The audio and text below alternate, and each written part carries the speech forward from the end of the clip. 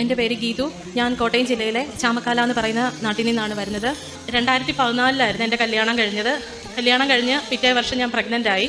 പക്ഷേ അത് tubal pregnancy ആയിരുന്നു. പെട്ടെന്ന് എത്തിക്കാൻ പറ്റാത്തത് കൊണ്ടും അതിൻ്റെ ഫലമായിട്ട് എൻ്റെ ഒരു ട്യൂബ് കട്ട് ചെയ്തു. 2017 ലാപ്രോസ്കോപ്പി സർജറി ചെയ്തു. എൻ്റെ ലെഫ്റ്റ് സൈഡിലെ ഓവറിയും കട്ട് ചെയ്തു. അതും റിമൂവ് ചെയ്ത് കഴിഞ്ഞപ്പോൾ ഞങ്ങൾ 2019 IVFും ചെയ്തു.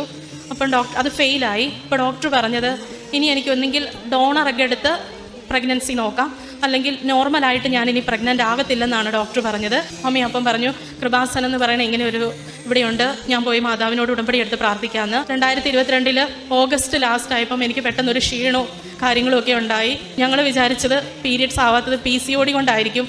ഒരു പ്രാവശ്യം ഞങ്ങൾ നോക്കിയപ്പം നെഗറ്റീവും ആയിരുന്നു. ഒരു പ്രതീക്ഷയില്ലാതെയാണ് പിറ്റേന്ന് രാവിലെ ഞങ്ങൾ നോക്കിയത്.